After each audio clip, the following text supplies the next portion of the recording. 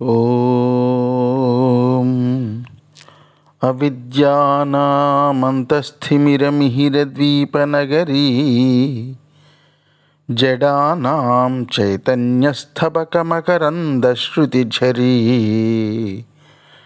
దరిద్రాణాం చింతామణిగుణనికా జన్మజలధౌ నిమగ్నానాం దంష్ట్రామురరిపువరాహస్య భవతి.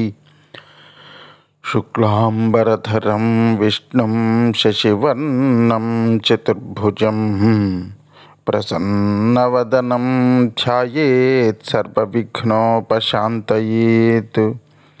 వందే గురుపదద్వంద్వమవాన్మానసగోచరం రక్తశుక్లప్రభామిశ్రమతర్క్యం త్రిపురం మహః. సానందమానందవనే వసంతం ఆనందకందం హతపాపబృందం వారాణసీనాథమనాథనాథం శ్రీ విశ్వనాథం శరణం ప్రపద్యే. విశ్వేశం మాధవం ఢుంఢిం దండపాణిం చ భైరవం వందే కాశీగుహాం గంగాం భవానీం మణికర్ణికాం. హర నమః పార్వతీపతయే హర హర మహాదేవ శంభో శంకర. శివశర్మ హరిద్వారంలో మరణించిన తర్వాత విష్ణుదూతలు వచ్చి విమానం ఎక్కించి వైకుంఠానికి తీసుకుపోతూ దారిలో అనేకానేక లోకాలని ఆయనకి చూపిస్తున్నారు.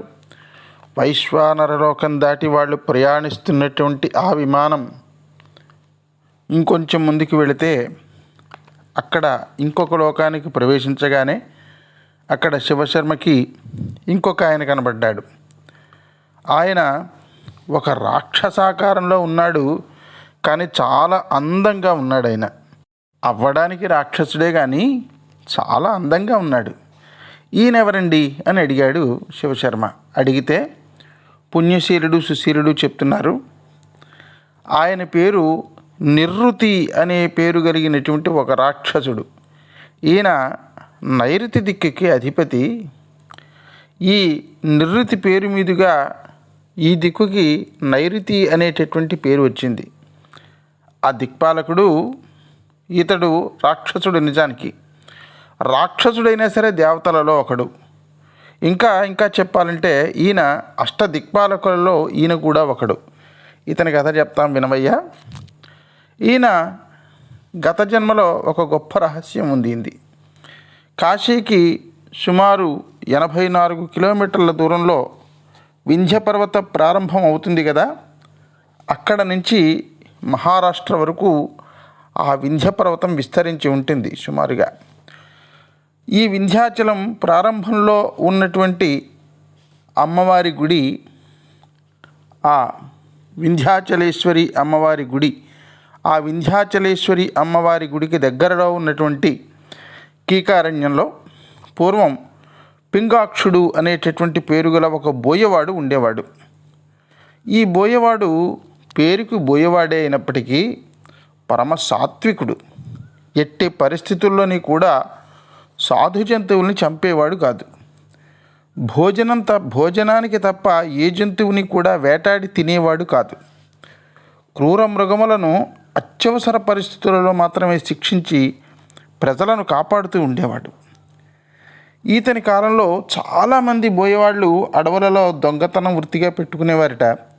పైగా ఈయనకి ఒక దాయాది ఒక ఆయన ఉన్నాడండి. ఈయన చిన్నాన్న యొక్క కొడుకు ఆ దాయాది. ఆ చిన్నాన్న కొడుకు అడవిలో ఒక దొంగల గుంపును తయారు చేసి ఎంతోమందిని దోచుకోవడం, వాళ్ళని చంపేయడం ఇది చేసేవాట. ఆ రోజుల్లో అడవుల్లో అడవి దొంగలు అని ఉండేవారు. ఈ బోయల్లో చాలామంది ఆ దొంగతనాన్ని వృత్తిగా చేసుకుని ఆ అడవి మార్గంలో రాకపోకలు సాగించేటటువంటి ప్రయాణికుల్ని కొట్టి చంపి వాళ్ళ నగలన్నీ కూడా అపహరించి పట్టుకుపోయేవారు. కానీ పాపం ఈ పింగాక్షుడికి మాత్రం ఈ వృత్తి అస్సలు ఇష్టం లేదు. అందుకని ఎప్పటికప్పుడు తన చిన్నాన్న, ఆ చిన్నాన్న పేరు తారాక్షుడు, వాళ్ళ చిన్నాన్న పేరు. ఆ చిన్నాన్న పేరు తారాక్షుడు, ఆ చిన్నాన్న కొడుకు పేరు కావ్యుడు. వాడు చేసేటటువంటి దొంగతనాలని అడ్డుకొట్టి ప్రజల్ని రక్షిస్తూ ఉండేవాడు. ఆ అరణ్యంలో ఇంకా చలివేంద్రం పెట్టి, అన్నదాన కేంద్రం పెట్టి, తన వాళ్ళని కొంతమందిని కార్యకర్తలుగా పెట్టి, ఆ వెళ్ళి వచ్చేటటువంటి మార్గంలో ఆ బాటసారులకు ప్రయాణికులకు మంచినీళ్ళు ఇవ్వడము, విసనికర్రలు ఇవ్వడము, రాత్రిపూట వాళ్ళు బస చేయడానికి మంచి మంచి మంచాలు, పరుపులు, తలగడాలు, దుప్పట్లు ఇటువంటివన్నీ ఏర్పాటు చేయడం, ఇవన్నీ చేసేవాడు. అన్నదానం చేసేవాడు. ఈ రకమైనటువంటి ప్రజాసేవ చేసేవాడు. ఇతని ధర్మమా అని ఆ కీకారణ్యంలో వెళ్ళేటటువంటి ప్రయాణికులకి ఇంకా దొంగల భయం లేదు. చాలా మటుకు తగ్గిందిట దొంగల భయం ఇతని వల్ల. ఇలా ఉండగా ఒకానొక రోజున ఇతని మీద కక్షగట్టినటువంటి ఇతని చిన్నాన్న కొడుకు కావ్యుడు అసంఖ్యాకమైనటువంటి ఆ బోయల్ని, అంటే తన ఊళ్ళో వాళ్ళే కాకుండా ఆ చుట్టుపక్కల ఉన్నటువంటి ఊళ్ళల్లో ఉన్నటువంటి బోయ వాళ్ళని కూడా వెంట పెట్టుకుని వచ్చాడు. వచ్చి వాళ్ళందరితో ఈ కావ్యుడున్న వాళ్ళందరితో అన్నాడు, వచ్చినటువంటి వాళ్ళందరితోటిని ఈ కావ్యుడు, రై మనం అందరమే కలిసి ముందు ఈ పింగాక్షిని చంపేద్దాం, అప్పుడు కానీ మనకి వీడి పీడ పోదు. వీడి పీడ విరగడైతే కానీ మనం యథేచ్ఛగా దారిదోపిడీలు చెయ్యలేము. ప్రజల్ని దోచుకుంటే కానీ మనకి నగలు రావు, సంపద రాదు. వీడేమో మనల్ని దొంగతనాలు, దోపిడీలు చేయనివ్వడం లేదు. వాడితో యుద్ధం చేయడానికి నాకున్నటువంటి పరివారంతో నాకు శక్తి చాలడం లేదు. వాడు విక్రమార్కుడి లాంటి వాడు, మంచి పరాక్రమం కలిగినటువంటి వాడు. వాడి అంతం చూడాలి అని అనగానే వాళ్ళంతా కూడా వచ్చారు.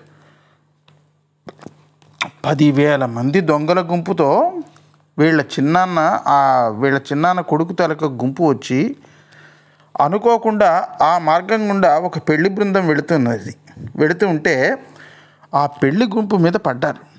ఆ గుంపును దోచుకున్నాడు వాడు. ఆడవాళ్ళని పాడు చేయడం మొదలుపెట్టారు. వాళ్ళు అలంకరించుకున్నటువంటి ఆభరణాలన్నింటినీ కూడా దోచుకున్నారు. దాంతో వాళ్ళంతా కూడా హాహాకారాలు చేస్తూ, పింగాక్ష పింగాక్ష రక్షించు రక్షించు, నువ్వు ఉన్నావనేటటువంటి నమ్మకంతో ఈ మార్గంలో వెళుతున్నాం, ఈ దుర్మార్గులు, ఈ దొంగలు మమ్మల్ని చంపుతున్నారు అని అరుస్తుంటే వెంటనే పింగాక్షుడు, మీరేం భయపడకండి, నేను వస్తున్నాను అని తన దగ్గర ఉన్నటువంటి 100 మంది బోయేవాళ్ళను వెంట పెట్టుకుని ఈ జనాన్ని రక్షించాడు. వాళ్ళు వచ్చేటటువంటి సమయానికి కొంతమంది ఆడవాళ్ల మెడలలో ఉన్నటువంటి గొలుసులు లాగుతున్నారట. వాళ్ళందరినీ కూడా వీళ్ళు రక్షించారు. కానీ అక్కడ ఏమైంది అంటే పింగాక్షుడి తరపున ఉన్నవాళ్ళు కేవలం 100 మంది. అవతల వాళ్ళ చిన్నాన్నగారు అబ్బాయి కావ్యుడు 10,000 మంది బోయేవాళ్లతో వచ్చాడు. ఈ 100 మంది గుంపుతో ఆ వచ్చినటువంటి వాళ్ళతోటి ఘోరమైనటువంటి యుద్ధం చేశాడు. సవ్యసాచి అయినటువంటి అర్జునుడు, సవ్యసాచి అంటే 2 చేతులతోటి బాణాలు వేసేస్తాడు అర్జునుడు, అందుకని సవ్యసాచి. ఆ సవ్యసాచి అర్జునుడు ఎలాంటి పరాక్రమం ప్రదర్శిస్తాడో అలాంటి పరాక్రమాన్ని ప్రదర్శించి మొత్తం ఆ దొంగల్ని బాణాలతో కొట్టి మొత్తం 10,000 మందిని చంపేశాడు. చిన్నాన్న కొడుకుని కూడా చంపాడు. మొత్తం మీద ఈ పెళ్లి గుంపును రక్షించాడు.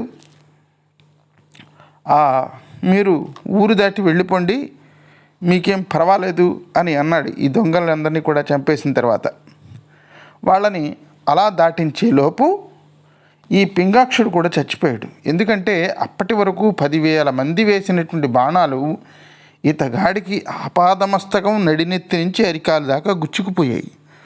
ఒళ్ళంతా బాణాలు గుచ్చుకుపోయినా అంతమంది దొంగల్ని చంపాడు. పెళ్లి బృందాన్ని కాపాడాడు. కానీ ఒళ్ళంతా గుచ్చుకున్నటువంటి బాణాలు ఒక్కొక్కటి పీకుతూ ఉంటే విపరీతంగా బాధ పెరిగిపోతుంది. బాధతో పాటుగా నెత్తురు వచ్చేస్తూ ఉండేది. ఆయన్ని చూస్తే ముళ్ళపందిలాగా ఉన్నట్ట. అలా బాణాలు పీకుతూ రక్తస్రావమై చనిపోయాడు. ఎంతోమంది ఆడవాళ్ల ప్రాణములను రక్షించి దొంగల బారి నుండి వాళ్ళందరినీ కాపాడి దొంగల్ని శిక్షించి ప్రాణం విడిచిపెట్టినటువంటి ఈ పుణ్యాత్ముని చూసి శివుడు జాలిపడ్డాడు. తర్వాత జరిగినటువంటి కథాక్రమం మనం రేపటి భాగంలో శ్రద్ధగా వినేటటువంటి ప్రయత్నం చేద్దాం భక్త మహాశైలారా. అంతవరకు స్వస్తి ప్రజాభ్య పరిపాలయంతాం న్యాయేన మార్గేణ మహిమహీషాః గోబ్రాహ్మణేభ్య శుభమస్తు నిత్యం. లోకా సమస్తా సుఖినో భవంతు. సర్వే జనా సుఖినో భవంతు. హర నమః పార్వతీపతయే. హర హర మహాదేవ శంభో శంకర. శ్రీ కాశీ విశ్వనాథ భగవాన్ కీ జై. స్వస్తి.